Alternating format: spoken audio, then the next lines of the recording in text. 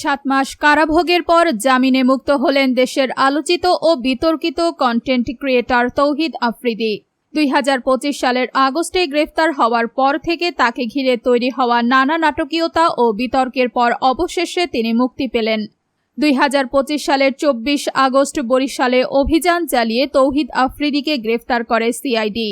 জুলাই গণ অভ্যুত্থানের সময় যাত্রাবাড়িতে আসাদুল হক বাবু হত্যা মামলায় তাকে 11 নম্বর আসামি করা হয়েছিল।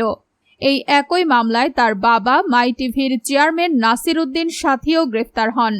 উল্লেখ্য যে এই মামলার প্রধান আসামিদের তালিকায় সাবেক প্রধানমন্ত্রী শেখ হাসিনা সহ আরও অনেক প্রভাবশালী রাজনৈতিক নেতার নাম রয়েছে। গ্রেপ্তারের পর আফ্রিদিকে 5 দিনের রিমান্ডে নেওয়া হয়। শুনানিতে রাষ্ট্রপক্ষ দাবি করে যে গণ অভ্যুত্থানের সময় তিনি সামাজিক মাধ্যমে লাইভে এসে আন্দোলনকারীদের বিরুদ্ধে আওয়ামী লীগ, যুবলীগ ও ছাত্রলীগকে উস্কে দিয়েছিলেন। এমনকি ছাত্রদের ভয় দেখিয়ে আপত্তিকর ভিডিও ধারণ করে রাখার মতো গুরুতর অভিযোগও আদালতে তোলা হয়। ব্যক্তিগত বিতর্ক ও ফাঁস হওয়া অডিও।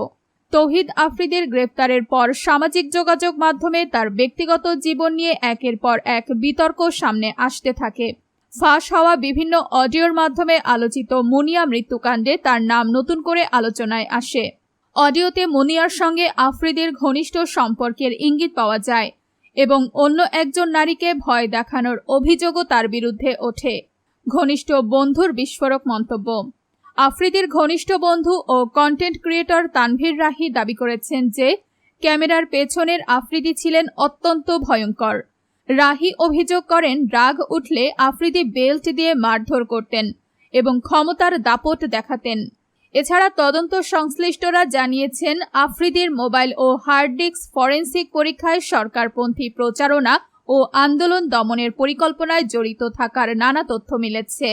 চলতি বছরের মে মাসে পৃথক হত্যা ও হত্যাচেষ্টা মামলায় সুপ্রিম কোর্টের আপিল বিভাগ তৌহিদ আফ্রিদির জামিন বহাল রাখেন। এর ফলে 7 মাস পর তিনি কারাগার থেকে মুক্তি পেলেন। তবে এত দ্রুত জামিন পাওয়া নিয়ে সামাজিক মাধ্যমে নানা আলোচনা সমালোচনা চলছে।